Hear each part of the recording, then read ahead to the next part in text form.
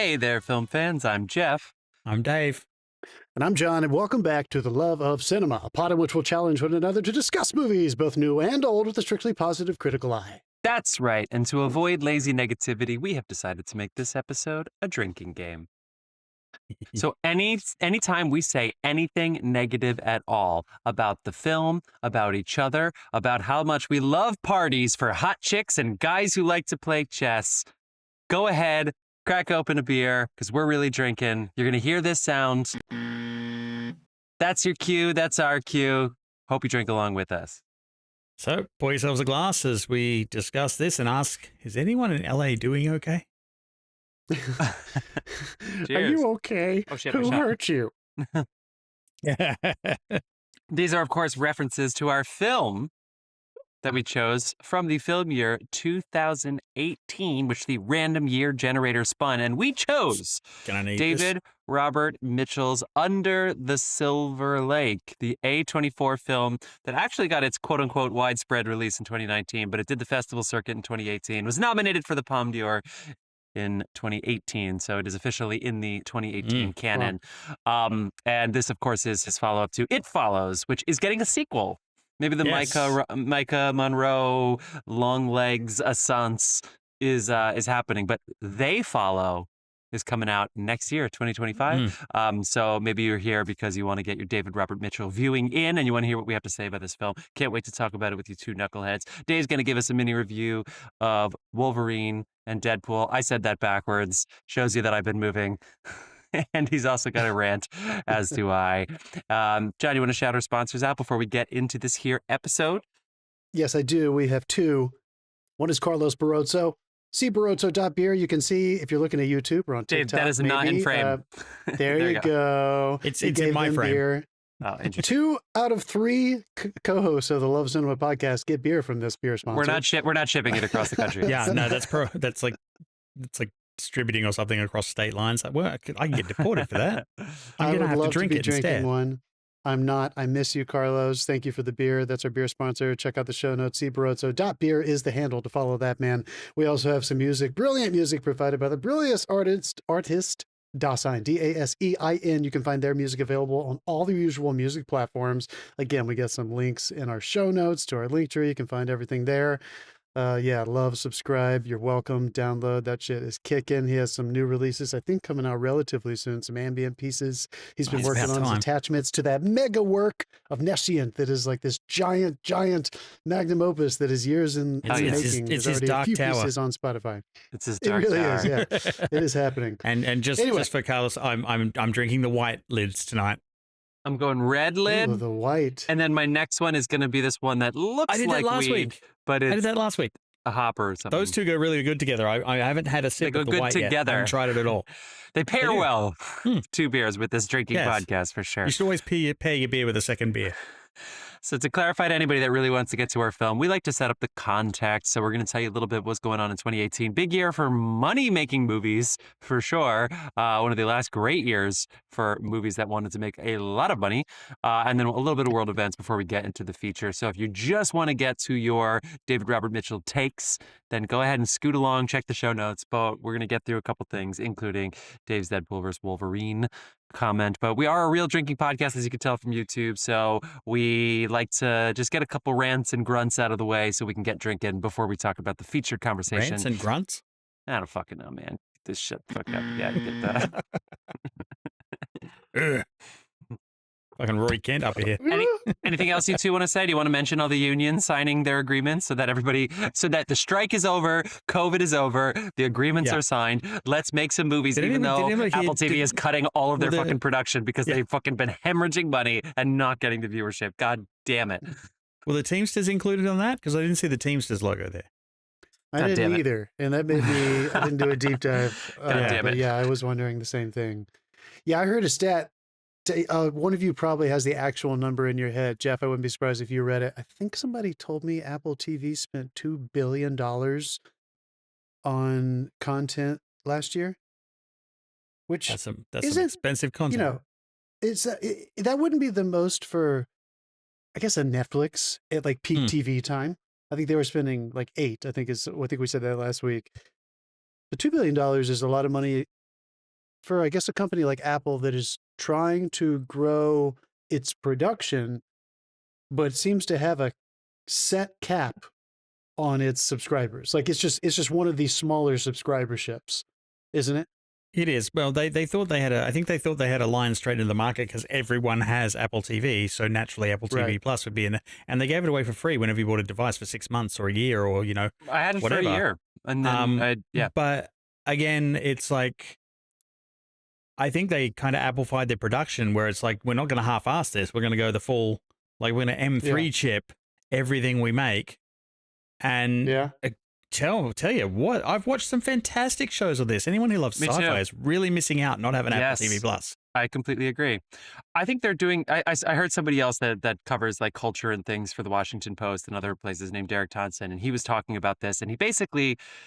I think one thing that Apple maybe miscalculated is Netflix. It's all about time spent watching things. It's not just about like the amount of shows you watch. Like if you have your fucking, oh my God, I can't, what's the app that keeps track of all your films and you can like leave your own reviews and stuff? Ah, shit. Dave, Letterboxd? Real TV?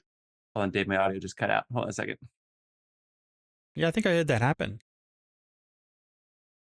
That's for you, Dave. You're editing. Okay. Well, there we go. Okay, we're rolling again. Oh, well, I turned Jeff off anyway half the time. Stitch that together. Anyway, Apple's just not getting, they're just not getting people to do that. We want to see the things, and if we don't like them, we tune them off and we'll go to a different platform. I feel like it's not like people, they have the Apple TV, that they have the same face, but for some reason people with Apple TV, it doesn't seem like they opened a new app. It was another kind of thing that was discussed because it's kind of like, oh wait, is this my home screen? Is this Apple TV? Is it the same thing? Because you can see things. So anyway, it's not getting what Netflix does, where you just are scrolling and scrolling, and then all of a sudden your day disappears because people open up other apps. So anyway, I think there were a couple like miscalculations that Apple made, and also their shows are too long. Presumed Innocent was great, but it was a movie in the past. It was probably 2 episodes too long, so it was probably a B+ show instead of an A show because it was 2 episodes too long. And I think that they're getting, they're eating some. By the way, I just found the number, and it's up till now. So I don't know when this number has started, but it's $20 billion.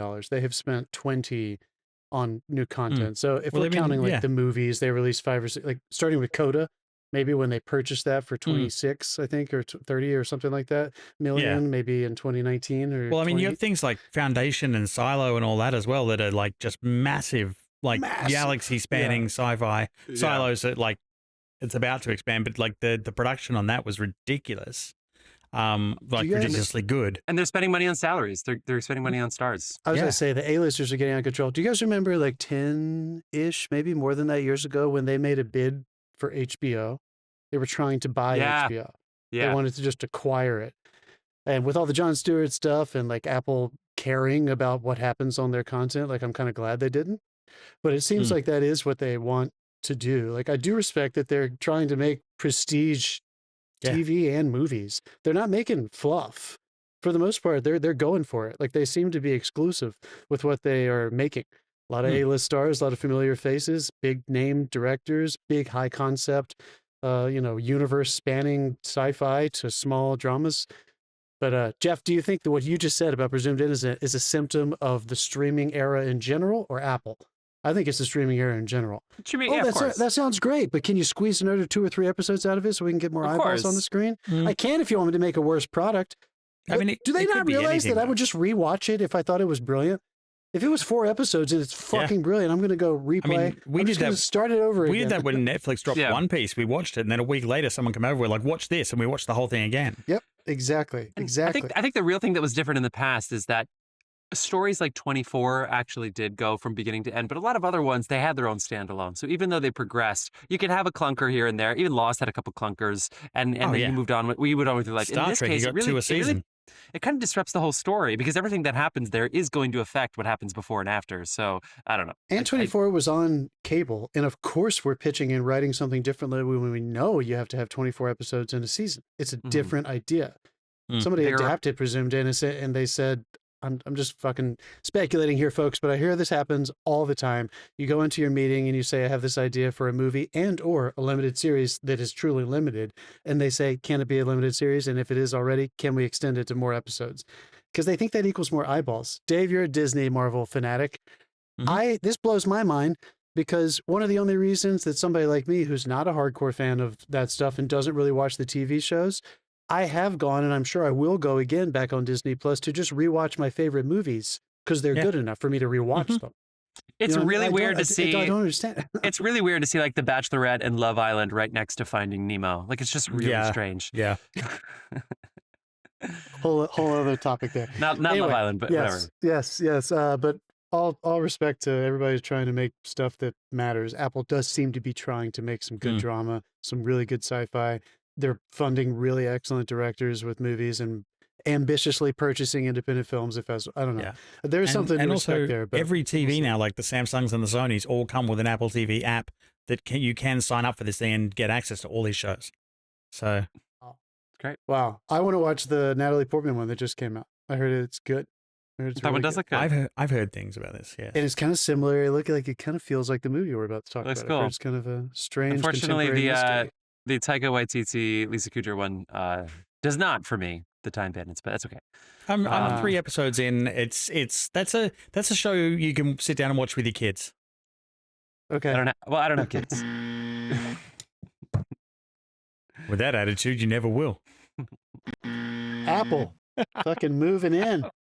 All right. Do we want to hear? Do I want to hear Dave's mini review, or do you want to do? Yes. Yeah, I want to hear it. And then we'll do our gripes, and then we'll get into it. So, Dave, are you ready to rock? Oh, I'm ready to rock. All right, let's take it away.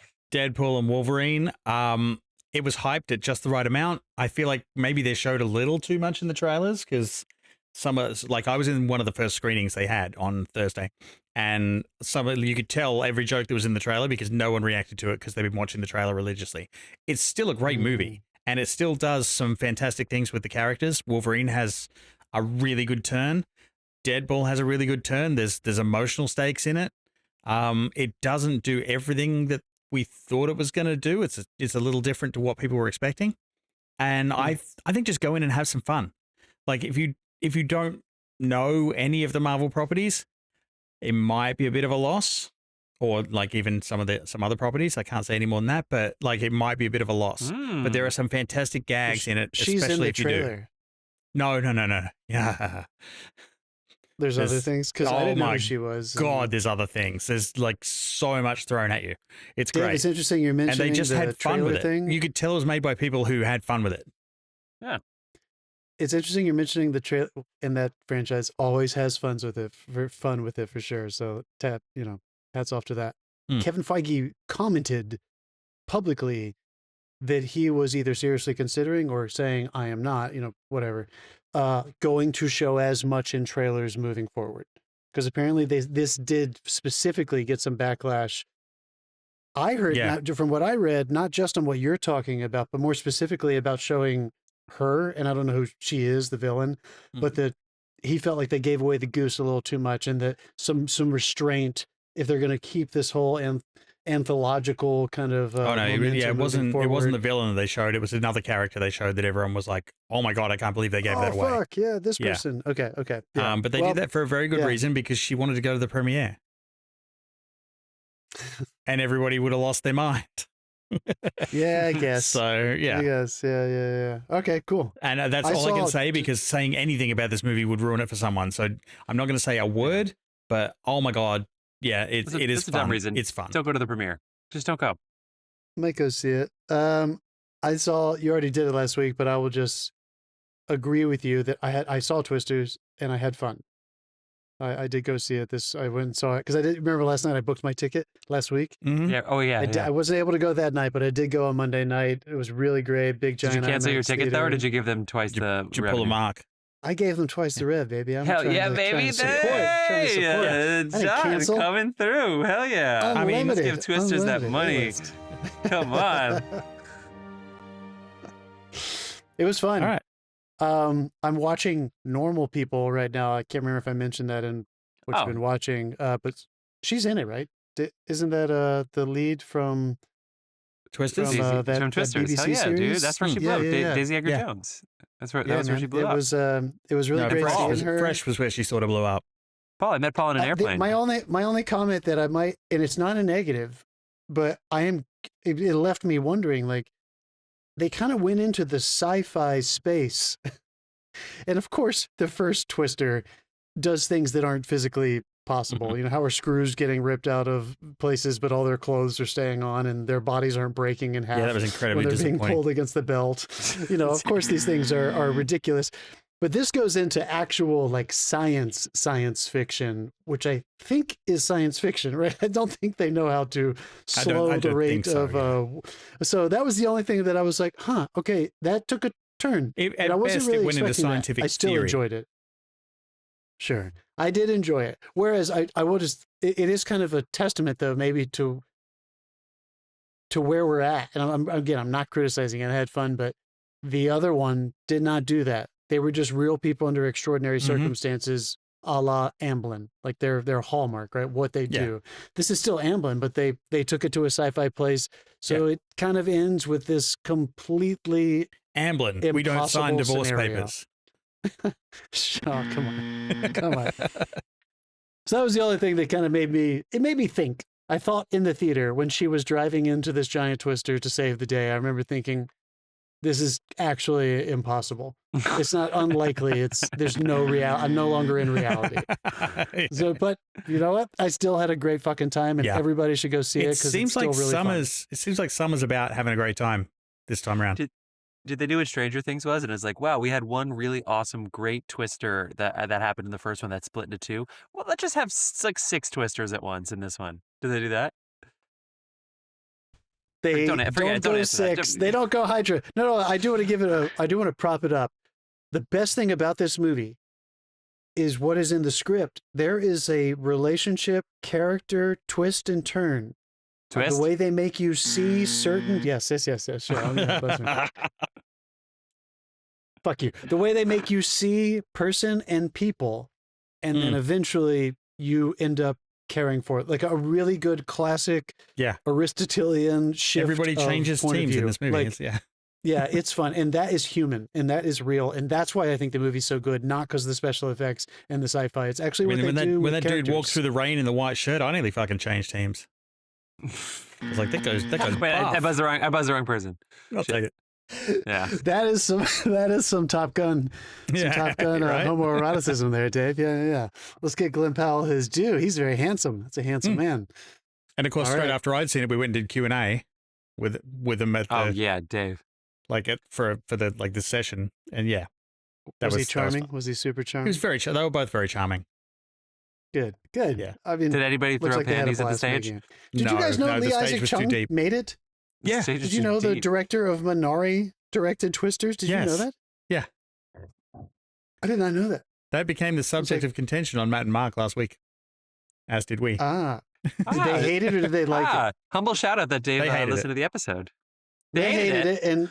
And do they hate it or do they hate us or do they like us? Dave, I owe you a buzz from before. So on behalf of Matt and Mark, you get to drink to make up for the one I missed before. They hated it. Of course they hated it. They hated it. Of course they hated it. Yeah, it wasn't the wrong hands or whatever. Mad Mark. Oh my God. You guys. All right, should we move on to gripes? Let's do it. Absolutely. Who wants to go first? Do you want to go first? I'll go first. Mine's actually short, so I'll save it for you. Mine's short, and I feel like I've done it before, but whatever. I'm doing it again. Here we go. If I have.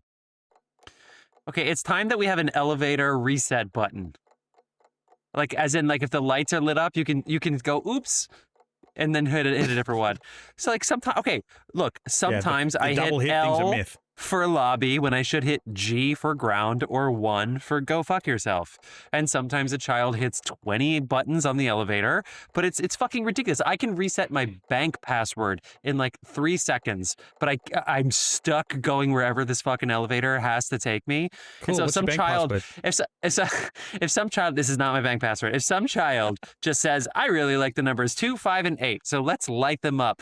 I'm just going to tell that kid, go ahead, get off on this floor and play hide and seek from your family and just fucking end it. But like, I will never understand how we can't say oops and like hit it again and the light go out. I don't get it. I don't get it. Jeff, don't take one of the last like archaic mechanical experiences away from human beings. It's like one of the only times where you really do have to stand still and you have no control. You know what's a good feeling though? So there's this one place for like whatever that I go to a lot, where it's G is the ground floor and there's a star, but shut the fuck up. And there's an L for lobby and there's a 1 for 1. There's all three. It's the trifecta. And I know the G has the star, but sometimes you're going quick and you hit L and you can see and feel the rest of the elevator just like, ugh.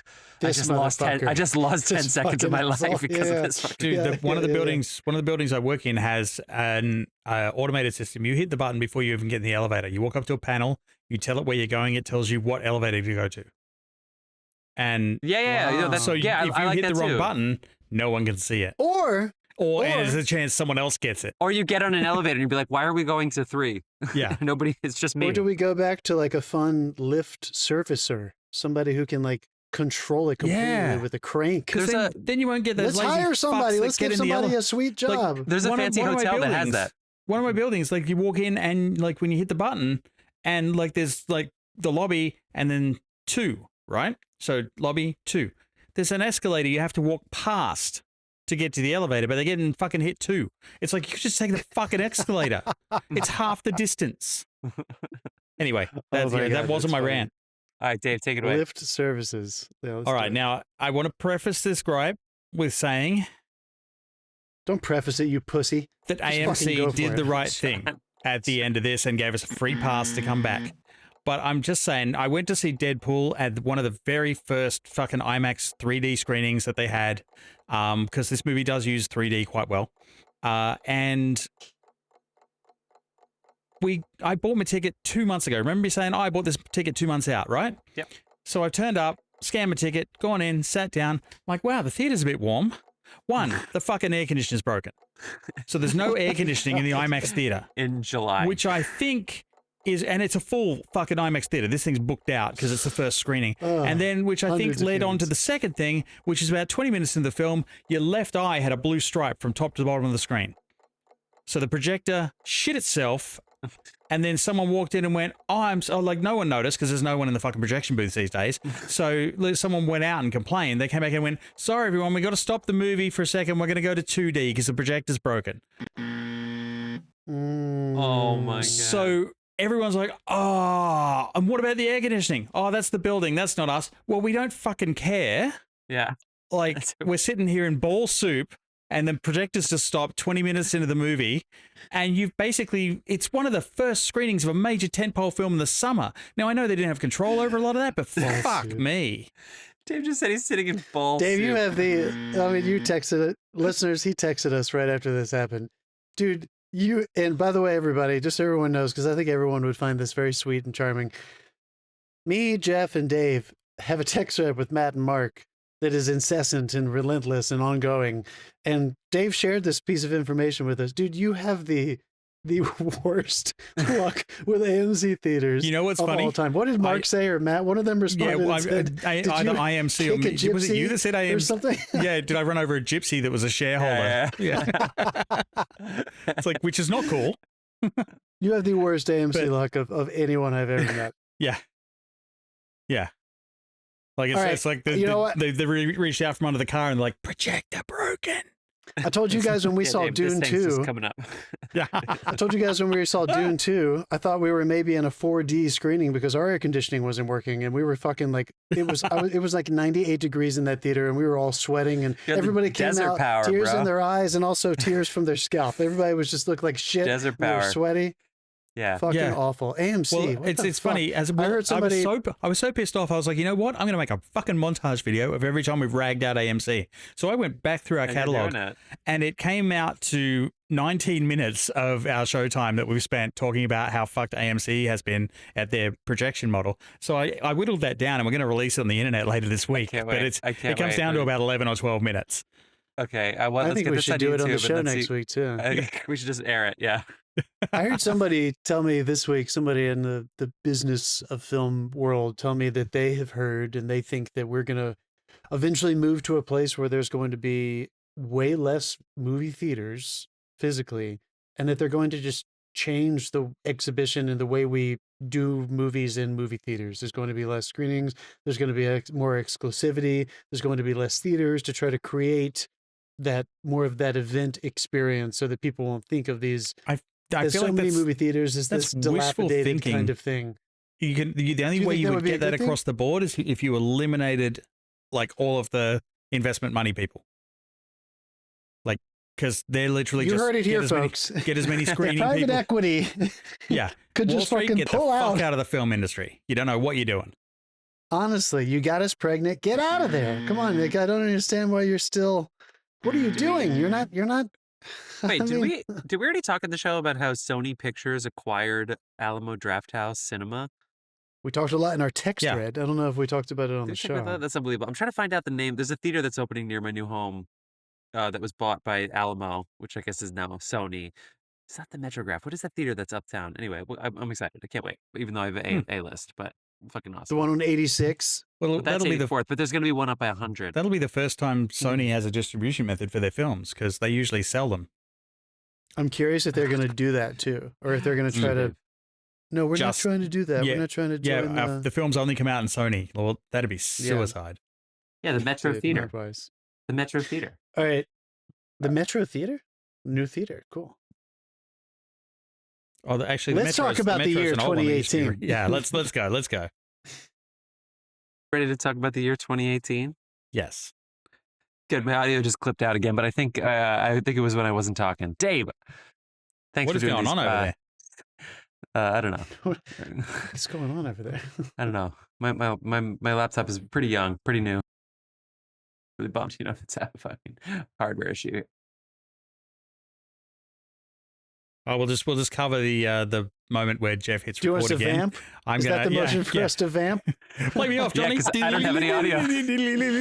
I only want it when I'm recording. All right, I'm just gonna close my my window here. But are you ready to talk about things that happened in the year 2018? So let's go ahead and talk movies. What was the highest grossing movie that came out in 2018? Infinity I bet War. You can guess. Without a doubt. Yeah. Without a fucking doubt in anybody's mind. It is the culmination. I was 2 of those tickets. And Dave, I still don't understand it. I still don't understand it. What the fuck age, or what do they call them, of Marvel? Volume? Or the eras? Yeah, I don't know. I think they've kind of abandoned phases. And was Infinity War the end of 1 or the end of like 2 or 3 or 4 or 5? I think it was the end of 2. It was the end of phase 3, I think. Oh, shit. Are they divided by the Avengers movies? One went up to Avenger. One went up to Avengers. Right? Yeah. That would make sense. So how would 2 and 3, 2 must have gone to the next Avengers movie? Anyway, I was just curious, but yeah. So that is the culmination of that giant. Yeah. What was that? What was that? A 16-year run? No, it wasn't like that. It was 22. Not that long. No, it was 10 22 years. films, It was 10 years. Yeah. Wow. Holy shit. Anyway, 1 decade. Well, we're gonna hear some more of them on here because number 2 would be Black Panther at $1.33 billion, and then Jurassic World: Fallen Kingdom, which was not our favorite movie to cover for sure, but we did talk about it. And the franchise face-off, I think. I can't even remember exactly. Incredibles 2, $1.2 billion at number 4. And Aquaman comes in at number 5 with $1.1 billion. That's right. That's $5 billion movies at the box office. Number 6. Well, you tell me Spider-Verse did not make $1 billion? That is correct. Where is Spider-Verse? What a failure. What an absolute... They should quit right now. They didn't get us an epic sequel and a blank check for the 3rd one, pretty much. I don't know where... You'll have to look it up because I don't want to clip out my shit anymore. But Bohemian Rhapsody, Venom, Mission Impossible, Fallout, Deadpool 2, and Fantastic Beasts round out the top 10. Fantastic Beasts, number 10, $648 million. So going down... One, right? Ant-Man and the Wasp. Yeah, Crimes of Grindelwald. No, second one, Crimes of Grindelwald. Ready Player One, a couple Chinese films in there. Ralph Breaks the Internet. The Meg made $500 million. Dr. Seuss's The Grinch, Bumblebee. Huge movies. A Star is Born. Guys, fucking Solo is number 24 with just under $400 million. So you were talking about... It's not a bad film. No, I'm not talking about the quality. I'm just saying... When you have 23 $400 million movies, including Mamma Mia, Here We Go Again. I mean, this is the world that we're living in. But the big takeaway I don't understand why they're freaking out so much about the box office these days. I mean, think about how much money they were just fucking printing money. Yeah. This is the first quarter. Actually, China beat us at the box office. So You know, we're talking money here. People are talking, come on, let's go. That was in the first quarter. Ryan Coogler's Black Panther retained the #1 spot at the box office for a fourth weekend. And in that fourth weekend, #2 at the box office was Ava DuVernay's A Wrinkle in Time, which is the first time that Black filmmakers had directed the #1 and the #2 movie at the box office. So that was a landmark year. Excellent. Green Book. awesome. This is the Green Book and Roma year at the Oscars. So not everybody's favorite Oscar year. Rami Malek winning for Bohemian Rhapsody. You should probably Green Book include winning Black Best Picture. Klansman in that. Black Klansman would win Best Green Book Screenplay. and Roma, That's yeah, right. Best Original Screenplay, and Spike would get a credit for that. Olivia Colman winning for The Favorite was probably the best clip, even though she beat Glenn Close, who just should have won for Moonstruck. Not Moonstruck. Well, The wife. Cher shouldn't. wife. Well, no, Cher shouldn't have won for Moonstruck. She should have won for fucking wrong. I will not be ignored. I will not be ignored. Shit. Mask? The mask? No. Fuck. A Fatal Attraction. Ugh. Mahershala Ali. Close. Glenn Close. Glenn Close. Not Cher. Yeah. He said Cher. Should have. You know what? Fuck everybody. I think You know our what? You know, we drink on this podcast. our loyal We're all listeners- drunk. Yeah. Don't Apparently we drink take before anything we it say too. seriously. Cher Yeah. beat her at the Oscars. I said Moonstruck. Cher won for Moonstruck. Just shut up. Mahershala Ali won his second Oscar in 3 years. That's right. Mahershala Ali has 2 Oscars, and then he got paid scale for the second season of Rami. Give Mahershala his money. Regina King won That's for right. Beale They Street might Talk. actually get a Blade movie out of him. Maybe they'll actually do it. Spider-Verse won Best Animated. Free Solo wins Best Documentary, which I've seen 3 times. It's great. Ludwig Göransson won his first Oscar for composing. Shallow won Best Song. And you guys can shout out other movies if you want, but I think that's enough for me. Any other movies before I do some world events? We should definitely shout out Hereditary. Yeah. The birth of I'll never watch that again. modern auteur. No, because You'll it's never watch bad. that again? I can't watch that scene again, ever. John Chu's Crazy Rich Asians, like he was already established, but I feel like that absolutely launched it. And obviously demographically, that was a very important That launched movie. a lot of people. Launched a lot of people. And Yeah. John Chu released a book recently. I don't know if you guys heard him on The Town. I am about to start that book, but just a really interesting story about Crazy Rich Asians and how Netflix wanted to do it for way more money. And they said, no, we want to put this in theaters for less money. And anyway, important social statements that were happening there, of course, but also just a big hit movie. Maybe the last super successful rom-com, because I would call that a rom-com. Yeah. And that did a great business. Alex Garland's Annihilation. We almost did that on the That show. was Yeah. Yeah. I own that. Mandy was God, what's the name of that? Sorry, director. Mandy by I can't Barry remember your name, bro. Barry Manilow, the song. Oh, Mandy. You gave it, you No, gave it, not I'll that. take it. Not that. I would never take from you, There Barry. was one more that I just wanted to call out just because I thought it was kind of a special movie that we all should be aware of, and I can't think of it, so fuck it. Yeah, let's go. Let's do it. Okay, Let's do it. couple world events, big world events here. The China's National People's Congress approves the removal of term limits for its leader, so Xi Jinping can basically be Wow. president for life. 2018, Donald Trump imposes Wow. $60 billion worth of tariffs on China, which is funny because he owes China a lot of money for the National Bank of China. But yeah, by the way, those $60 billion worth of tariffs, you know who paid for those? Us. Don't pretend like China did, you fucking idiots. We did that. We had to bail out our fucking farmers. God damn it. The Singapore summit between North Korea and Donald Trump decided to be the first time that Donald Trump just like stepped foot in Korean soil. By Korean soil, he like stepped on some pavement and shook a hand, and it was really fucking weird. And then we didn't get anything out of that deal. God, what a piece of shit he was. Apple becomes the first American public... God, people are so fucking stupid. I cannot believe there's even a possibility. People are so fucking stupid. Anyway, Apple becomes the first American public listed company to reach a $1 trillion valuation. Indian Prime Minister Narendra Modi launches Modi Care, free healthcare for 500 million people. You know who would like that? I would. And I bet you their healthcare is better than mine. Oh my God. The trial for El Chapo begins in New York. Let's do some other fun things. Let's see. Childish Gambino does the This Is America video, which is not as well received today as it is back then. I feel like people have circled back to that and changed their minds. The Incredibles 2 set a God, box I office watched it record for recently. animated release. That is a fucking brilliant brilliant music video. I just see it. watched it the other day. I saw It's him live. so It was good. fun. Streaming music service overtake worldwide sales of CDs for the first time. How weird is that? It took with 2018. Who was buying CDs? BTS who is the the first fuck? K-pop group in the Please top. leave us a voicemail if you have bought a CD in the last 10 fucking years. I want to hear from you. I want to hear your experience. Yeah. I want to understand why. Cardi B becomes the first female rapper to get 2 #1 U.S. Billboard hits. If I like it. Drake surpasses the Beatles' record of most singles in Billboard Hot 100. That's sad. Larry Nassar is found guilty for. I'm just not even going to read the rest of that. Yeah. Do I feel like saying anything else? I don't think so. I Not think there's after some. that. No, I have one. Oh, Brett Kavanaugh finds his way out of the Supreme Court.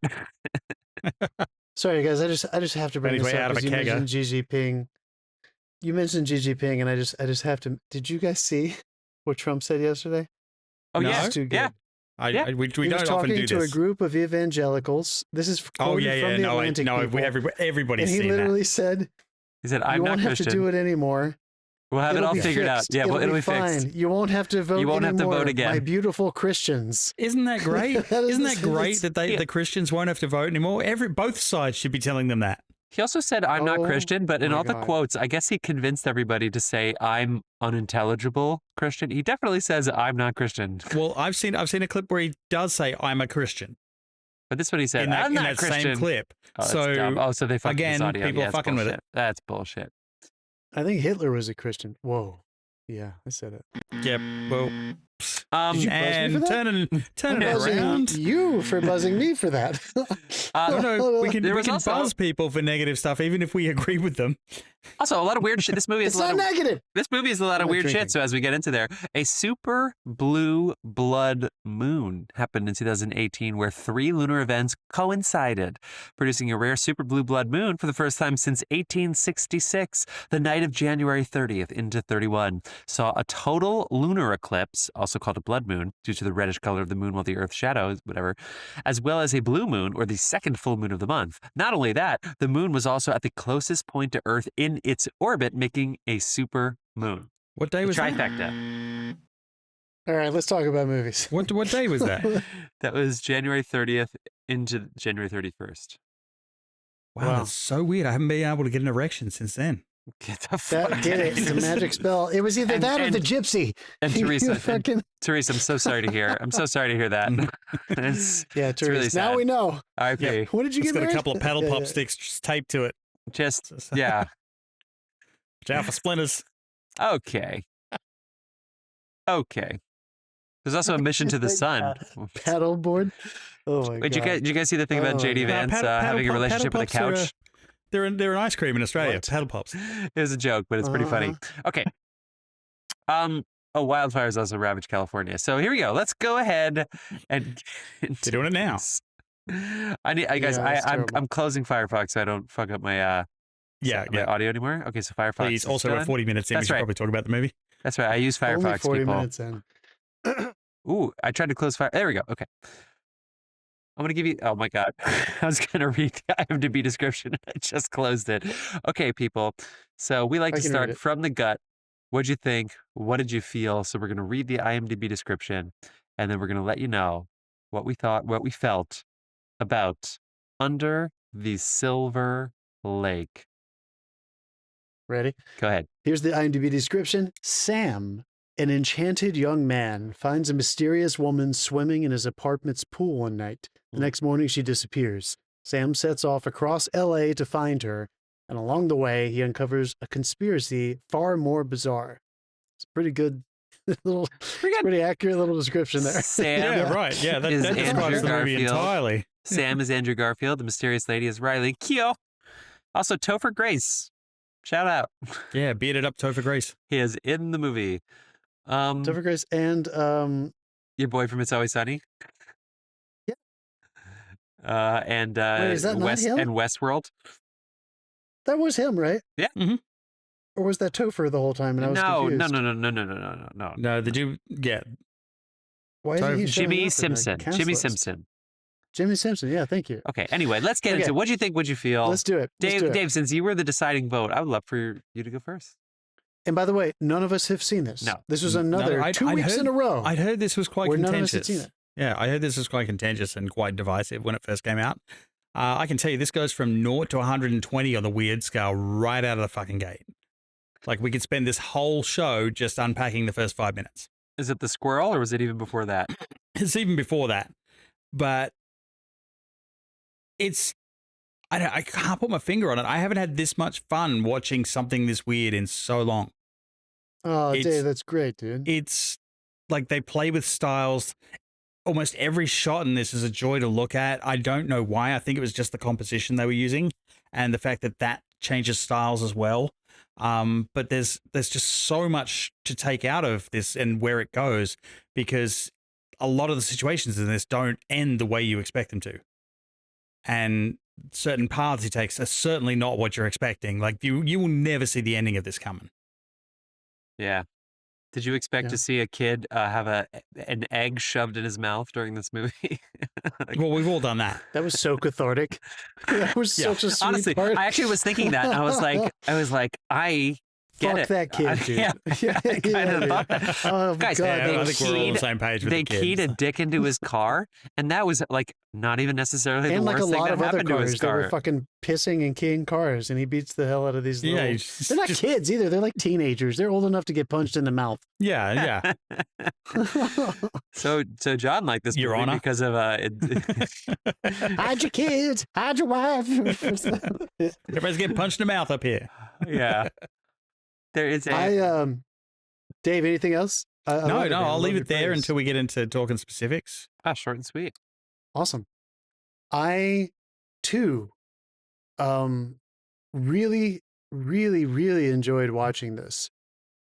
I have one criticism, and I think it's almost even one of those that I don't even, it's a criticism in like the positive, like I'm not even sure if this is actually bad. I just couldn't help but think about it when I was watching it. He explores the male gaze and female objectivity sexually in a lot of different ways, in a lot of the same ways and some different ways in this movie. And at some point he tries to subvert that theme and show you why, and try to kind of reverse it on itself and justify it and kind of really have an accountability to it. And for me, I wasn't sure that ended up sticking the landing as much as I enjoyed the other aspects of this film that have much more to do with the surreality and just the mystery and the innovativeness, the composition, the filmmaking, everything else. So I can imagine at this time, which I think I would venture to guess this is one reason why this movie didn't do so well. We were in the thick of the Me Too movement. Oh, I forgot to movie say comes that in out. the world events. Yes, Me Too was huge in this year. Yeah. And an important movement that was making us think, not differently, but shine light on things that we have all been thinking about, but now we are allowed to think about them out loud. And we carried it into every experience we were having at that time. And I think when you watch a movie like this, and it maybe did not work as hard as it could have to really put that fucking nail in the coffin and make sure that it seemed super clear and concise that that was supposed to be subverted. I think, I'm not saying that I felt this way, but I could see some audiences thinking this is a very exploitive film in that aspect.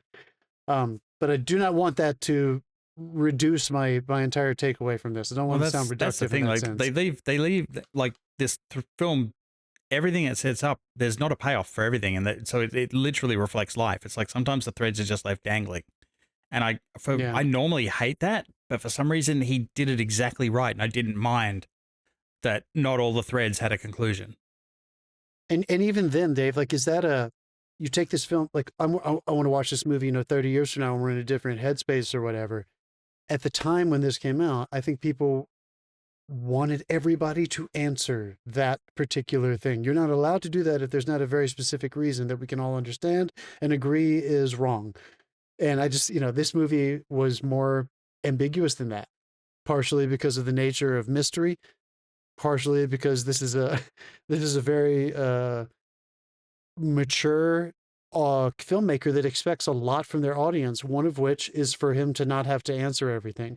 There's a surrealism to this film that is so important to helping you move from one scene to the next, and it doesn't busy itself with explaining what's happening. It does that aesthetically and tonally and makes you feel like you're allowed to not know the answers to things.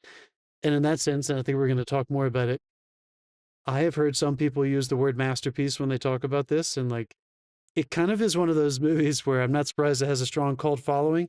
And I am a little surprised that more people aren't talking about it with that kind of deference. Because if this movie had come out in another time period, other than what we all just walked through the 2018 period where we have all these billion-dollar franchise movies, if this movie had come out in the 90s, it would have fucking killed. I think it would have been even a Fight Club. It would have been We've seen a modern day version of this. Beau is Afraid. Like, similar tactic, right? Yeah. Not quite as not quite as shocking.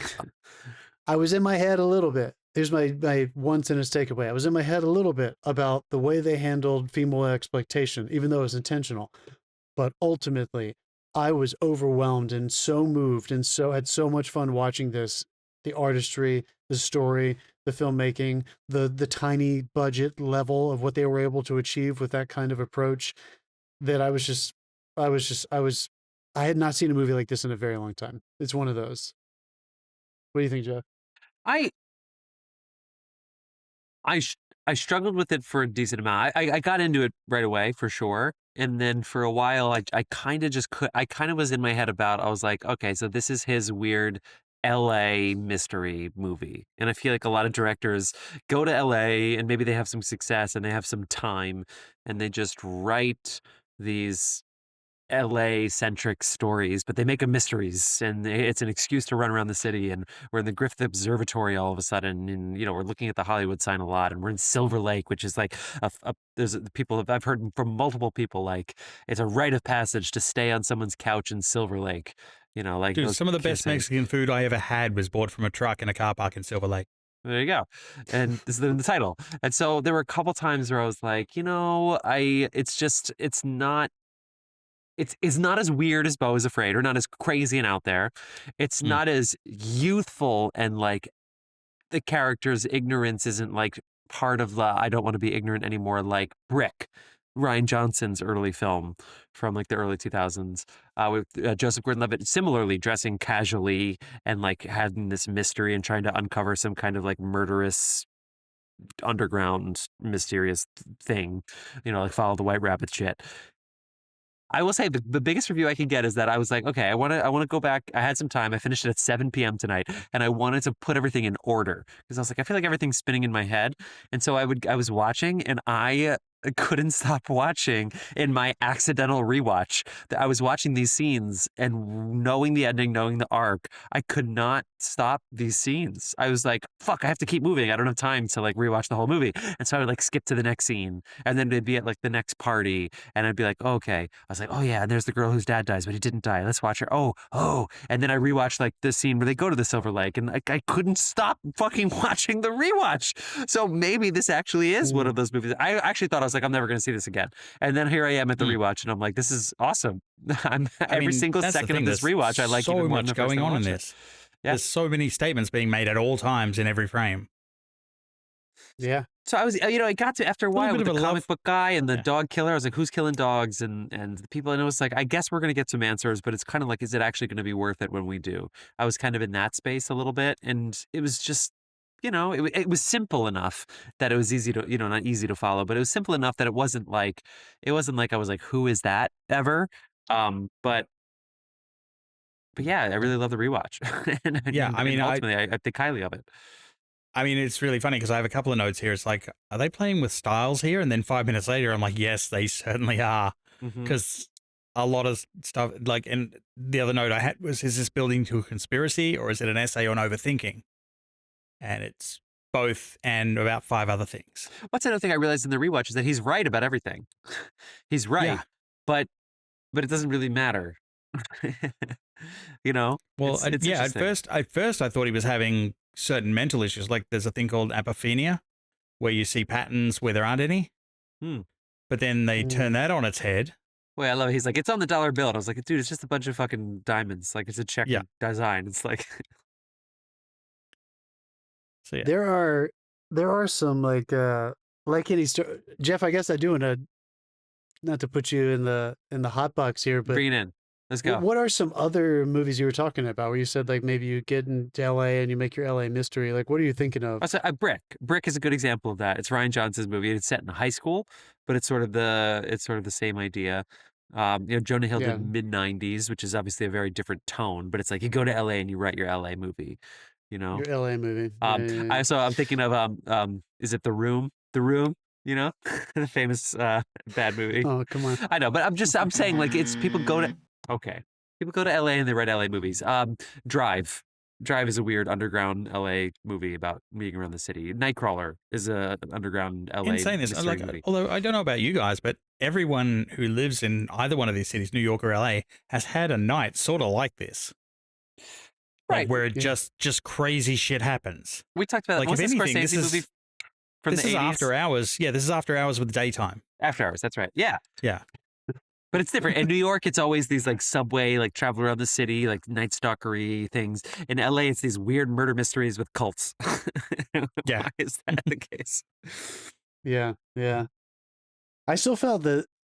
I think one reason why this was so successful for me was that they were all. I'm not saying it's just about this. I think on the page, I kept thinking if I was Andrew Garfield, because folks, it's hard to imagine, but when you're making something, especially if you're someone like an actor, where you're probably not there with the inception of the idea, it being written, you're never there unless you're a producer at department head meetings where you're imagining the design and the way this movie is going to be put together and how it's going to feel and come off. You really are just approaching your character and you talk with your director about intention and stuff. There were a lot of times where I was thinking like, God, if I was him, like, you got to just trust your director and be like, I'm just going to do this thing and say this stuff. And like, I have who knows what the hell. Especially since you can't ask what your character's intention is because he didn't have any. Like Well, the only driving force he had was right? finding out what happened to the girl he met in his pool. That was his Which was only drive. enough. Yeah. And it's also like, I've been unemployed and got distracted and obsessed with Where's he certain gonna things. find the Hold on, money? wait. The rent money. I wonder where he's gonna find that money. Oh, I'm gonna get He it. won't. But Well, I think at the yeah, I we'll think talk at about the that in a core minute. of it, what made this movie so successful for me was that it employed old school filmmaking techniques with the noir lighting, the score, that gave it a romanticism that put it over the hill for me. Dude, the I music think if list this in the movie credits. had been made, yeah, The music list in the credits Disaster would have cost 2 house mortgages to pay for the licensing for every song they listed at the end of that. Yeah, they and must. I don't know how. Yeah. Because they played such. Because most of those came from that one scene, which was brilliant with the songwriter. Mm. Yeah. But I was talking more about the score, the Disaster Artist score. But, and yeah, it felt but Dave, the good thing so- about having him play those songs is that you don't have to pay the people who recorded them. So in a way, you actually save some money on those. The way they did. I mean, if you have to credit just it, pay you have the to pay it. songwriters. you have to pay the songwriter, but you don't have to pay the person who mastered it and the person who owns the masters and the. Yeah. Anyway, I thought that's why it really struck a chord for me. I think if this had been made without that kind of score, that particular score, without such a intentional reference to classic noir filmmaking, lighting, if it had not had that style, I think it would have felt like it was trying to be a David Lynch movie. Yeah, yeah. But it got above that for me and it turned into its own thing. And I felt like David Robert Mitchell and his team were able to make something very sophisticated because of those techniques. And it's kind of a good argument for like why we need to preserve that kind of craft. And I Like really can't remember the last time I've seen a modern movie made that with that kind of well, it bounced between sophistication. noir. It bounced between like 50s, like when they had the eye light on her as she walked out of her apartment and stuff like that. Well, that's the Yeah. Rear Window. No, that's I mean, they definitely referenced the Rear Window. And Because he Something's was Gotta like, Give apparently is Yeah. Marilyn Monroe movie that never finished because it's the one she was doing when she and died. yep, that was the one she was doing when she died. Yeah. But they also reference, like, for instance, when he jumps into the gated community, the composite style that they're using there is like from The Wizard of Oz. Like it's Yes, it obvious. is. It was Yeah, with those obviously a matte interesting painting, matte but yeah, paintings. like Yeah. like they went that far back and like referenced all like it's almost like classic Hollywood was a constant thread through this, like people leaning on Hitchcock's grave, and like there was all these references to like Hitchcock films and like all the Golden Age films and stuff. Like everything was in there, but it was everyone on top of that was shallow as fuck.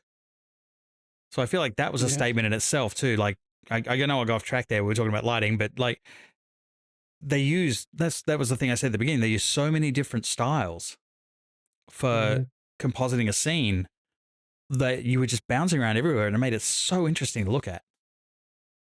It did. I thought, if nothing else, I feel like I got washed away in the aesthetic of it. I had kind of if you looked at my face, it was probably something like, I had kind of a discerning look on my face when I was watching this until about the last 30 minutes. When he got to the songwriter scene, like me, you're storing all the shit away. I just started having a lot. I mean, and that took a while. It's not that I was judging it, but I was like, is this as good as it wants to be yet? And it took a while to get there for me. But once it did, I meant like, you were storing it away to steal later, because that's what I was doing. Well, sure. We're going to, I mean, yeah, we'll steal everything we fucking can. It says on the board. But I felt like the pillage and steal. I don't know, man. Name of the game. I thought it was just, it also, I guess I just can't say this enough. It really did make me feel like any reservations that we're filmmakers. And I know we don't live in a time where like every single person on earth watches movies anymore, but any reservations you have about a movie like this, I think that is a real testament of the time that like we're kind of not expecting movies to challenge us. If we think that this is, you know, in the time it came out where we're so used to watching these giant blockbusters and like that's what a movie is now. And then we have a 2.5, almost a half-hour movie that comes out and is a really challenging thing. There are different periods of time in cinema history, and I think we're probably going to move into one again, where this kind of movie is what you would expect. Like you want it to be something that's really intentional and unusual and might be shot for less than $10 million and try to play on the fact that, yeah, we don't have a lot of money, so we're going to use things that you recognize, like famous locations and filming techniques, and try to turn them on their head a little bit. I did ask, does anyone know what the set location budget was for this thing? Because they had so many fucking locations and like set builds and stuff like that. They did. You know what though? A lot of them were exteriors. Jeff, you know when I answered the phone the other day? Yeah. I was where all of the exteriors in the mountains took place. Where I thought so, but I was like, yeah, maybe they just do. Yeah. I was like, maybe it just looks Remember like everything. I said it's the Bronson Caves where the Batmobile used to drive out of. So that's where the hut was at the end. That's a lot of where inside one of those caves is where they built that crypt club that was supposedly underneath the Hollywood Cemetery. Wow. Where he has the drink and does the acid and throws up. They built that inside one of the caves. I dug that joke. It's like when it's like, okay, you have to take a bite of it.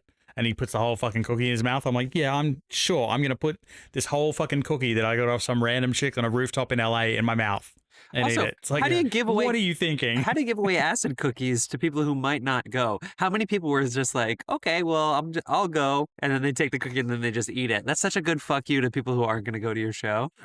I feel like in LA, if they take it, they're going. I don't know. People, not anymore. Maybe in 2011. Like you don't have that thing in New York where it's like if it's one borough over, fuck you, but I'll still take your shit. But it's like, I'll be there. Let's see.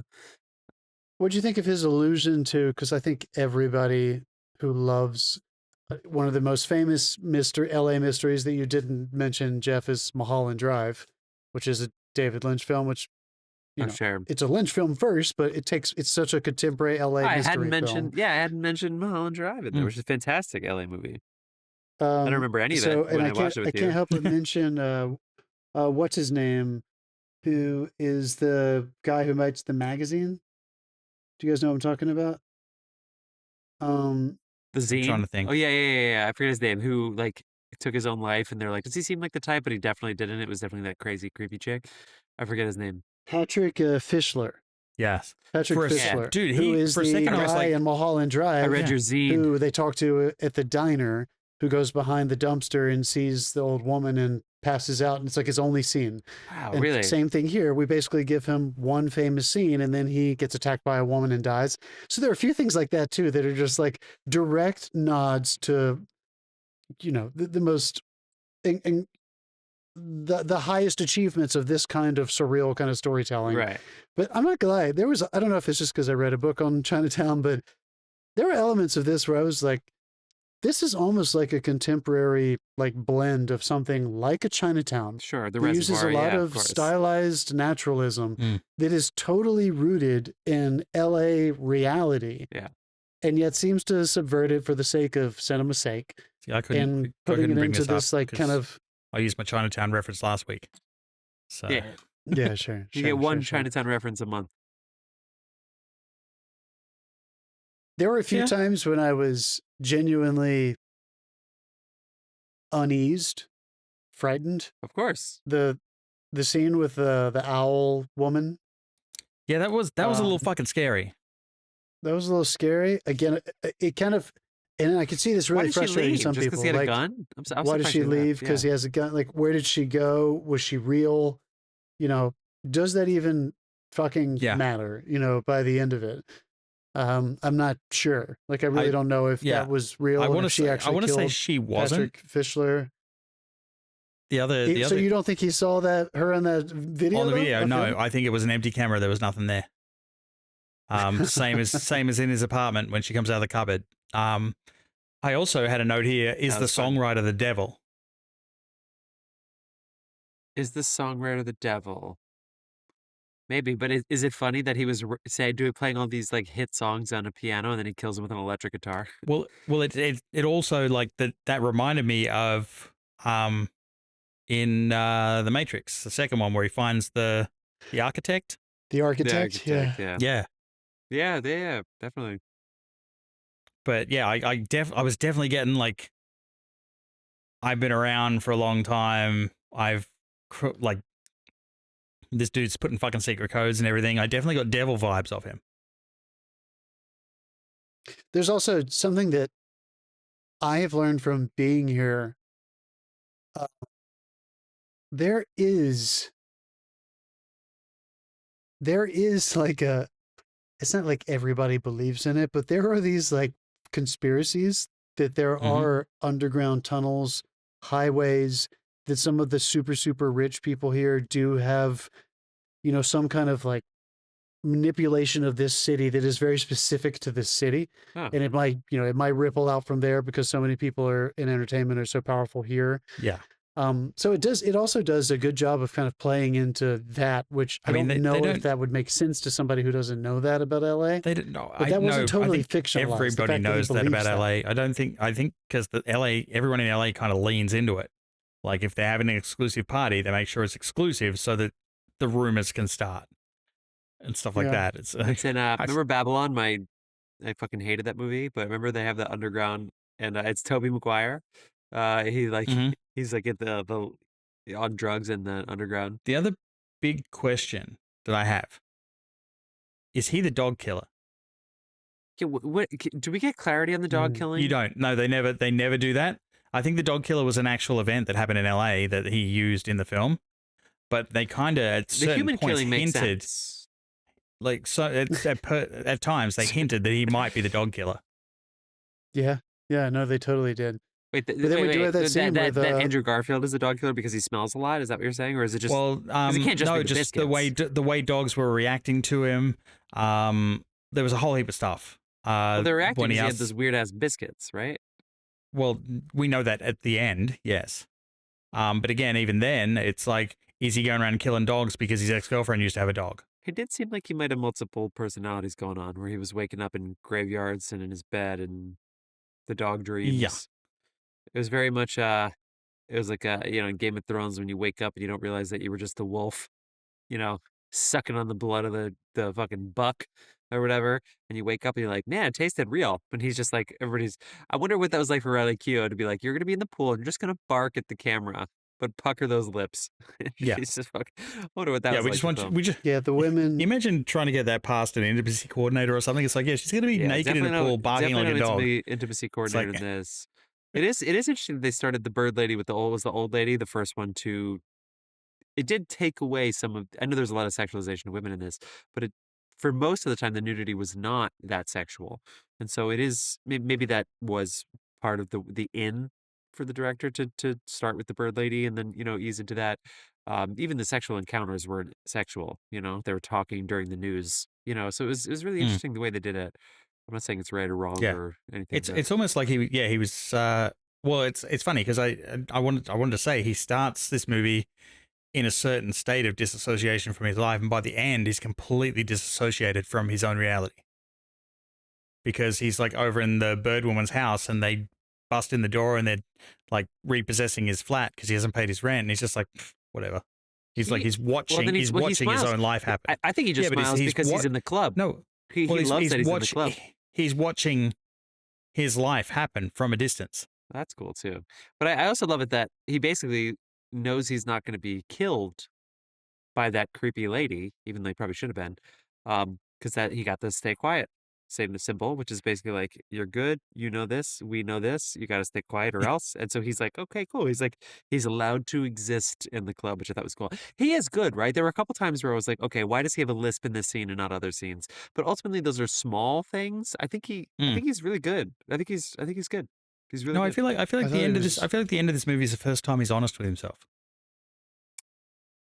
Like when he gets on the phone. Jeff, you meant like technique, acting, and Dave, are you saying like morally you thought he was good? No, I'm saying that the end of the movie when he gets on the phone to the girl and he's like talking to her, and she asks him how is everything, and he's like, well, not really good. It's the first time he said he's not good in the entire film. Every other time he's like, I'm fine, I'm doing great. It's the first time he's honest with himself in the whole movie. Well, let's talk about that. Jeff, you were just talking about his acting, right? Yeah.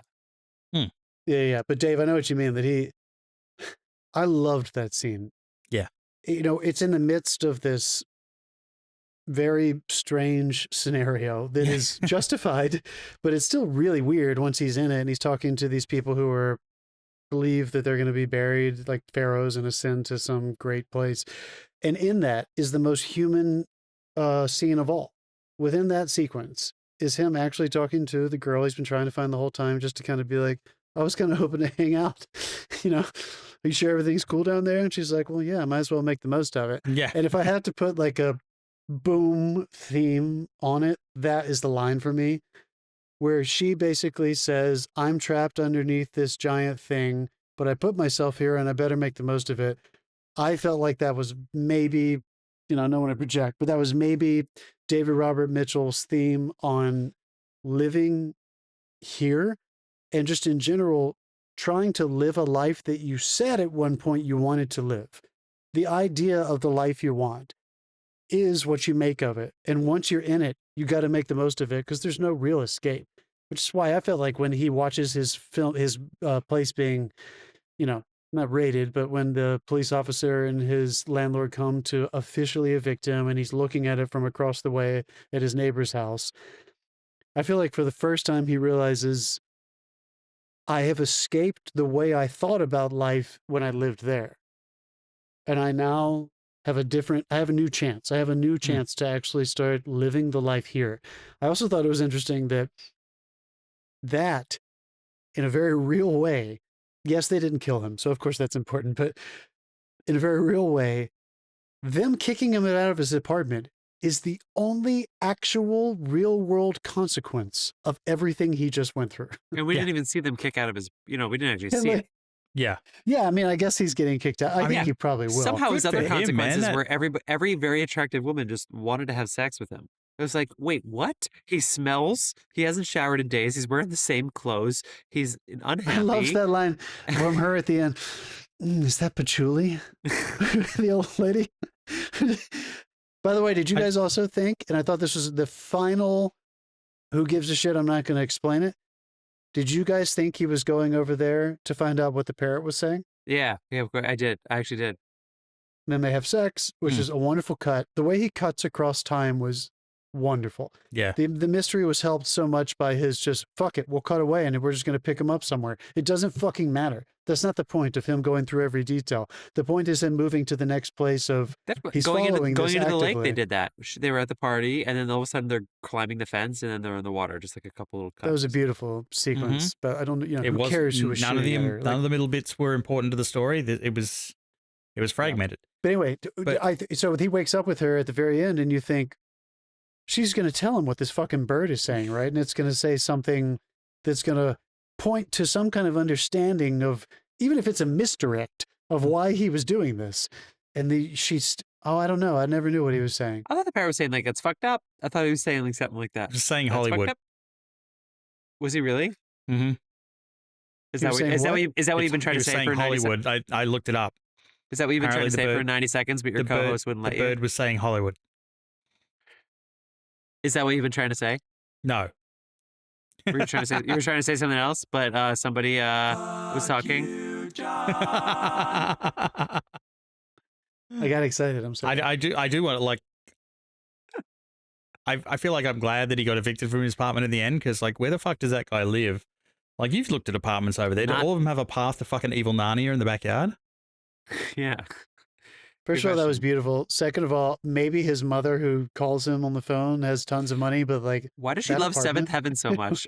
Would be so expensive. That apartment would be a lot. That was a nice apartment. He had shit in it too. Very nice. He doesn't have a car to take. Yeah, he was. I'm sure he was working at some point, and now he's just not. Yeah, he's not living in his car anymore. That's too bad.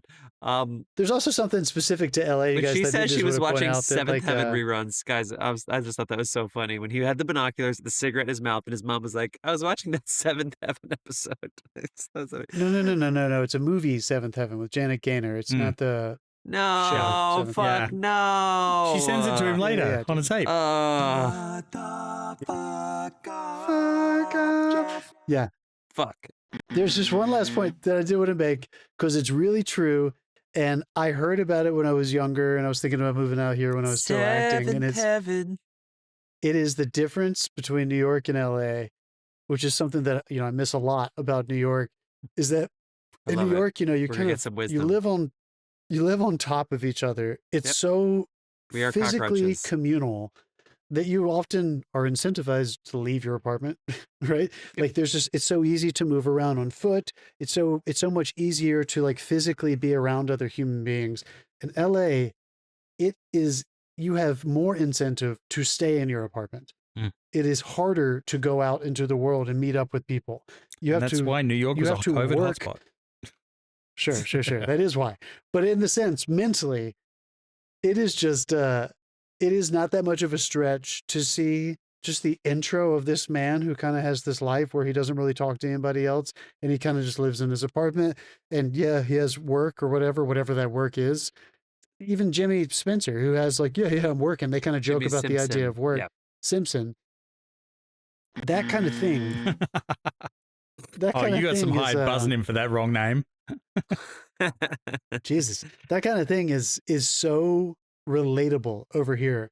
And again, it's a very LA thing that I wonder if that just didn't get across the finish line to people who aren't from one of the big cities, who know what it's like to kind of feel isolated come across to me. In a big city. I mean, I've never lived in LA. I go there and come back, but every time he would hang out with like one of his friends. I know when I was staying in the motor hotel, I didn't talk to anyone.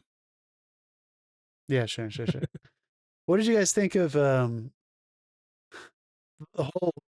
way he used Jesus and the vampires, and like this something that was exclusive to like one neighborhood of Los Angeles? They were like printing records and no one else knew about them, and to know about them you had to be a part of like that particular neighborhood. Mm-hmm. Did you think that worked? Did you think that was believable? Did you feel like that was just stylized? I just went with that. I feel like it worked because they built him up to be this like ominous character, and then when he finally confronted him, he was a screaming weasel. Yeah, because you know what? And Jesus everything. too. Yeah, everything we're talking about, like it's the characters don't react the way you're expecting, and everything is subverted. Like everything that he lays out, all your expectations, gone. He was such a legend until he's on the floor after that weird looking glowing poop is in the toilet. He's Jesus. He wouldn't have hit back. Yeah, like what the hell did he eat though? Earlier, but yeah, what did he eat? He processed one thing I really Chipotle loved into wine. One thing I really loved was that in modern movies, when you're screenwriting, it doesn't matter what you're making, like this, we come up against this all the time. The internet and texting is so boring. It's fucking boring. It almost never gets done well, and it's such a trite device to try to have people communicate with each other. And I loved that in one sentence, they negated the entire internet in this movie. When he sits down with his friend, Jimmi Simpson, at the diner, and he says, I couldn't find her on the internet. Boom. And they never, ever mention the internet ever again. Yep. It doesn't matter. They completely, it was totally, the bomb was diffused. And then what I also loved was that because of that, when they reset the clock into an analog mindset and therefore an analog world, it made me think of what you said earlier, Dave, about that mental condition, because there were no coincidences in an analog world. Everything had meaning. Yeah. And I think that was that was the engine for why we were allowed to follow this guy who's probably a little bit nutty down this path, because there was no way for him to disprove anything. It existed in front of him physically, and he just followed it as fact. Mm-hmm. And I thought that was something that was innate in the rules of an analog place and time. And I thought that I was like, I am using that. I'm fucking stealing that. Get rid of the internet. All movies we don't need to have text bubbles and internet searches in every fucking movie. There's a way to live without that and still have a compelling story. So I thought that was very refreshing. Very refreshing. I also love that the score sounded fake. I must say, it didn't sound very real, and that actually works out really well in the long run of this movie. What was the start of that? I was like, the score didn't sound like it was a real orchestra. It sounded electronic to me. By Disasterpeace. Not surprising that Disasterpeace didn't hire live musicians for their score, but it actually worked out. Again, back to the piano playing, person behind all the music getting killed by electric guitar. I still wish it was a real orchestra. Pay your musicians. That's a union we could pay as well. I didn't know that was not a real orchestra. It sounded I don't know. It didn't. Real It didn't sound real to me. You thought that sounded real? But then it was over edited. It was. Yeah. It was way over edited. Yeah, it sounded real. I don't know, man. Anyway, that sounded pretty. What were you saying, Dave? I was just saying that when he finds the map, when he has the map thing in his house, when he's trying to work out the code. Perfect example. And he has that moment of validation from the cereal box, where he finds the map and he puts it like over the issue of the gaming thing. And I recognize the look on the face because he has this brief moment where he's like, yes. And it's like, yes, what I was doubting in myself was true. And also I've just validated every video game I've ever played. Yeah. So it's like, I've been there. They've credited instrumentalists. Yeah, it sounded real to me. Yeah, fuck. Dave, that moment you're talking about and a couple other things, fuck you, that aren't quite as, you're buzzing me a lot. No, that was for Jeff. I buzz myself. You just because your name has a screen J. that shows you who's buzzing? You can buzz me now that I said you were buzzing me. Okay. Okay. I drank. That moment reminded me a lot of it's just funny tonally. Just my, just an appreciator of cinema and storytelling. Shit like that happens in Stranger Things and we just go with it and there's no surrealism. Where a map from a cereal box maps, like if that happened in Stranger Things, we would be like, yeah, sure. Like they're just figuring it out. That must be real in this strange supernatural 1980s nostalgia. But it's not surreal. It's supposed to be real. And in this movie, with a different tone, a different approach, a different style of cutting, and a different way you play your characters, it felt totally different. But that exact scene could have happened in Stranger Things. I feel like everything before that put you in a frame of mind where you were just going to accept that. Like that was a thing that could happen in this world. Because but Stranger Things does that too. Yeah. Where they're just solving mysteries left and fucking right that have to do with gigantic conspiracies that no adults are paying attention to, but it doesn't feel surreal. Right? And then, I don't know, there's something interesting.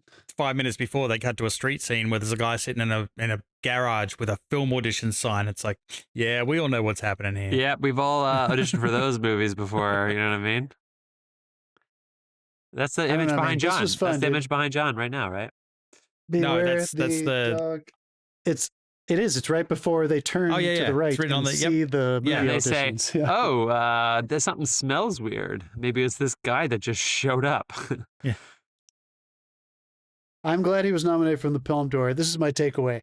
I think over the next 10 shit. years, we're going to see a move back to this kind of storytelling. Low budget, innovative, director driven, blah, blah, blah. Especially on Apple I think TV. we're going to see a spin back to that. And I think if he had made this in 2028 or 2030, and I'm glad he did. I'm glad he made it. He's ahead of the crowd. 2030. But I think it would have a different reception.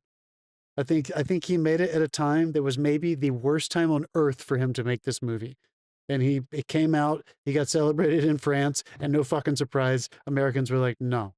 Yeah. And yet it does have a cult following. And I mean, we're talking about it now, so maybe a lot of people will watch it now and it'll catch on. Yeah. Get a second win. I'm very, very Thanks glad for listening to our chose it. podcast. All No, right, honestly, people. I'm glad we chose it. I just sent you Yeah, to me too. that's the orchestrator of this film. Every now and then you get All this right, people. pleasant surprise where you're like, okay, well, we're just going to put this on and see what happens. And it goes, you end up sitting in the end, you're going, like, fucking hell, what just happened? Like, Well, guys, great. it's a fantastic conversation of Under the Silver Lake. I rented it. John found it on Canopy, which you have to go to a cool school in order to actually have this, because my school did not have this on their Canopy. Also, John graduated, but sure, never expire. Never expire those passwords. I hope it doesn't expire. I can't wait to see what the random year generator is going to spin, that I am going to forget what year it is until next week when I have to go to our social media page in order to see what fucking year did we pick. What yeah, movie I know. did we pick? I put it on Instagram, dude. It comes I right to your love phone the now. times when we texted you, were like, what movie we're doing? And Dave's like, why do I do these videos? Be everybody else and go on our own account. All right, Dave, let's spin it. What are we talking about All right. next week? What year? Anyone want to hazard a guess? Place yeah. your bets. 1952. 52. Shit. Okay. Nah, I'm going to go. Oh, we already did 99. We already did 98. 95. We already did 95. All right. 95. Here we go. 1, 9. Oh my God.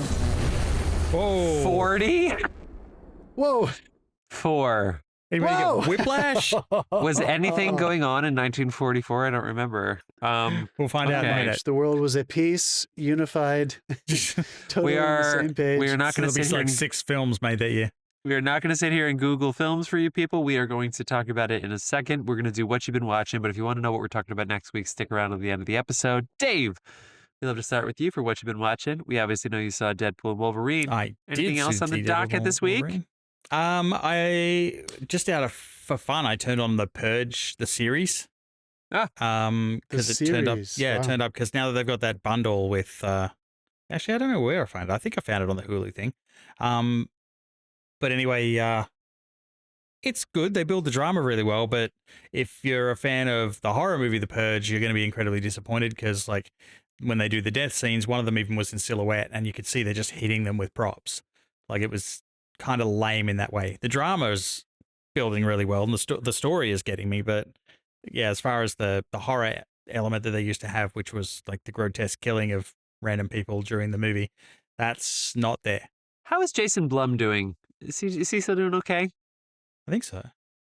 I think so. He produced all these why? movies, but the whole idea of these horror movies coming out and making $100 million that he put into, like, people aren't going to the theater as much. So I hope he. And I started watching they For All make money. Mankind as well on Apple TV. That looks cool. Yeah. And I'm I thought you started hooked. that a while ago. No, I was talking about it. I was going to watch it.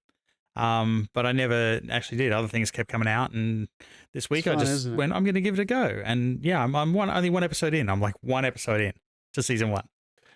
And it's Really it's good got me. concept. Yeah. Yeah. Well, I mean, yeah, it's the same cool. guy that did Battlestar Galactica. So, like, and Yeah, that's Ronald the D. best. Moore? Yeah, that's the best sci-fi ever released. So, Well, Oh, wow. You heard it here. you heard it first. All right. I am think still everybody knows. watching Normal People. It's on, was it on Prime or Hulu? And it's a BBC Hulu co-production that I was talking about earlier. That's really lovely. We are finishing up Succession. That has been a fun rewatch. And I saw something else that I've been watching the Olympics like crazy, of Mhm. course, for the They past day literally, or two. started yesterday. watched- So, yeah. Well, including the opening ceremony. I watched that, and I watched the documentary on creating the opening ceremony. And if you've seen the opening ceremony, whether or not you liked it, it was a massive orchestration across the city of Yeah. Paris. Remember when It was everybody, pretty remember when intense everybody conceptually. thought the Feast of Dionysius, which is Greek, was the Last Supper, which has nothing to do with France or the Olympics? Remember that? Yeah, the whole thing was pretty controversial. But nonetheless, the orchestrating of it must have been insane. What about So, Celine? cool documentary. She wins. How did Celine Dion do that? How did she do that? I watched that documentary 2 weeks ago. It looked like she was never going to sing again. The ice bath, Yeah. right? I physically don't understand it. Ice bath, right? She just can't get too I hope she's still overstimulated. alive. Yeah. Like, I hope she didn't have a terrible attack after that. I mean, it really did seem like physically impossible, but she was so good. I also love how So good. Canada and France, they're just like, yeah, fuck it. Same idea. Oh, I've heard French Canadians. I heard the French. What was our friend? Oh, God damn it. What was his name, Jeff, that we worked with? That we waited tables with? Oh, He yelled at you for not rolling a spliff correctly. That is not how you roll it, my friend. You have to Gerard. go like this. You have to Gerard. smell it. You have to Shocker. feel it. Yeah. You have to do Was it either like that or this. shock. Yeah. He said that at least the Parisians, We the both got French fired think within a the week of French each other, actually. Canadians- It's funny. Gerard. He said they think of the French Canadians as kind of the rednecks of French speaking They're areas, but rednecks. It's so funny, yeah. like they have like an accent, you know, and of course they do. They're fucking Canadian. Of course they have an accent. But anyway, Celine Dion, 2 thumbs up. Holy shit. I was crying. That was so moving.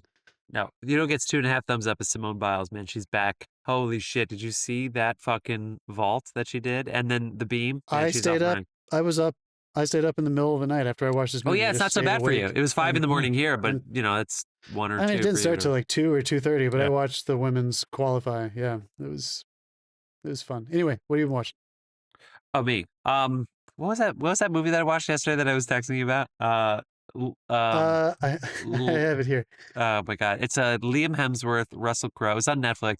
I was like, oh, it's a 2024 movie I can watch and give a mini review on. And like, Was it, literally, like, was it the nice guys? no. Land of Bad. Land of Bad. Not bad. Ah, Like God. 15 minutes in, I was like, no. We can put this at the end. It's not good. It's not a good movie. I will say, with it, well, they put money into it, and I do like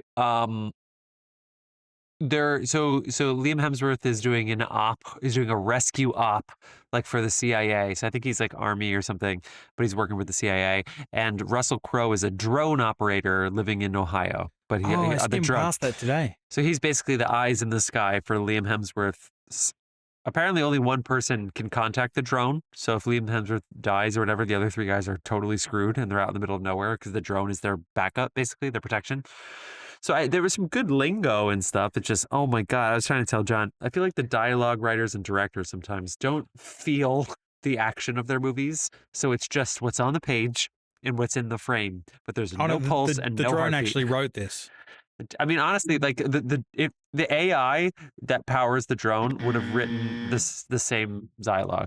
John, that fucking thing I sent you where I started laughing in the middle of it. It's like KISSIM. It's like the fucking first time there's a death in the movie. It was so dumb. Anyway, that was great. We rewatched Finding Dory because we can do whatever we want. Dave, your favorite movie?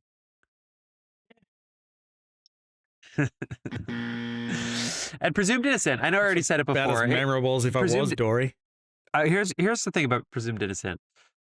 I caught up on that too, and I haven't finished it yet, but I caught up. It sticks the landing. So they finished it. Wait, when did it come out? On Thursday? That was the last episode? It was actually Wednesday, but they do this thing where it actually comes out Tuesday night. So we watched it Tuesday night, but okay. it's done. It totally sticks the landing. The last episode's great. Apparently, it's a little different than the book, so the book readers can be happy about that. It was hard for me to not know that this whole thing was based on a page-turning bestseller, because if you actually think about some of these things, you're like, that's pretty stupid. But some of them are very enchanting. Why, man? He went to the crime scene and then took over the case while he was keeping the secret relationship and the 30 text messages. All this, it's fucking stupid if you really think about it. It's fucking stupid. If you just think for a second about any semblance of reality, that is fucking stupid. They all Stupid. told him that was stupid, though. Everybody in reality tells him that's stupid. It's fucking stupid. Anyway, so you know but there's more. I don't want to spoil anything, but there's more things. It's like, oh my God, here we go. It just seems like a page-turning novel, whatever. It's such a B+ show, but I feel like it's the best B+ show that everybody's like, are you watching? You're watching? Whereas The Bear, which we also finished this week, even though we're a little behind, yes, 2 episodes too long. But one of those bottleneck episodes was perfect. It was so good. The episode of the year. It was so good. The second, the one where they actually gave birth, not as good because they had already done the bottleneck episode. So the pacing wasn't great to bring it home, but it was better. The show was better than Presumed Innocent. It did a better job, but it's like Presumed Innocent's the new thing. So even though it's a B+ show, it's like, yes, we have a good B+ show to talk about. So that bummed me out, even though it was a perfectly good show. That's it. I still haven't watched a minute of The Bear, so Me I can either. watch the whole thing now. It's ready to Yeah, binge. and honestly, I love especially the Nice. first like 6 out of the 10 episodes were incredible, and there's great moments in the last 4. Oh, wait. But I was Do you definitely mean like this guessing in season it. or at all? This season? No, there's another season for sure. Because I At least haven't one. seen any of it. All right, yeah, that's on you. That's a great show. Okay, let's take a 2-second break, listen to some Dasein, and then we're going to tell you what we're talking about next week. And let's see if we can keep this under an hour and a half. Let's go. It's not happening.